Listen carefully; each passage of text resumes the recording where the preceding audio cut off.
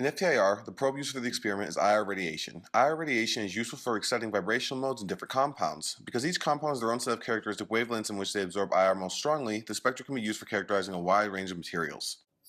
When looking at an IR spectrum, you'll notice that the x-axis is in wave numbers, or in centimeters, and the y-axis is percent transmittance. The peaks indicate where the molecule absorbed a specific wavelength of light indicated by less transmittance. Different bonds will absorb at different wavelengths based on their energies. So how does it all work? The first component of FTIR is the source. The source is a solid sample heated to 1500 to 22 Kelvin in order to emit IR radiation. Then, collimators will create a parallel beam of radiation for the experiment. A microslit interferometer is used to split the initially collimated beam into two separate beams. The interferometer includes a beam splitter which ideally splits the beam so that half the light will go towards the stationary mirror and half will go towards the movable mirror. Based on which mirror the light strikes, the path length will be static or variable. After striking the mirror, the light will recombine at the beam splitter. The light will now have some varying degree of constructive or destructive interference. This combined beam is then sent to the sample chamber. After passing through the sample chamber, the radiation is sent to the detector. Pyroelectric detectors are the most common for mid-IR experiments. A single crystalline wafer composed of a pyroelectric material is utilized for this detector. By placing a wafer in between two electrodes, the polarization of the wafer can be measured as a function of temperature change caused by the incident IR radiation.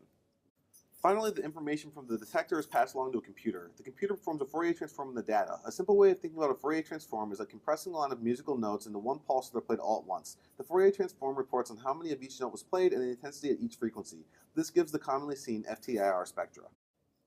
FTIR may be used to characterize samples that are solid, liquid, or gas. There are four main sampling techniques: transmission, attenuated total reflection, or ATR, diffuse reflectance, or drifts, and specular reflectance. When using transmission, samples are often in the form of pellets, thick suspensions, or films, making the sample preparation more difficult. The samples are placed directly into the IR beam for this technique. ATR is ideal for thick, homogeneous samples that may produce intense peaks when using transmission. Some of these samples include paints, rubbers, or coatings. Samples are placed on an internal reflection element, or IRE, which is typically an optically dense crystal. Drifts is best for fine, particulate materials that are less than 10 microns. The sample is mixed in a cup with an IR transparent mix, commonly potassium bromide, and the light diffuses through the mixture and reflects off the particles. Specular reflection works on the principle of reflective efficiencies. It is best for samples with large, flat surfaces such as silicon wafers, and involves a reflective substrate that is placed below the surface.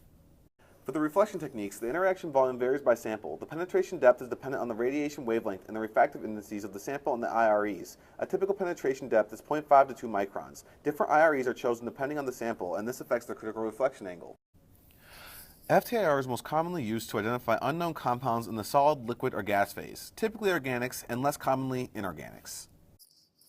In FTIR, all the wavelengths are measured simultaneously, leading to a fast measurement time. The speed of FTIR makes it useful as a screening or quality control method, especially in the pharmaceutical or polymer industries.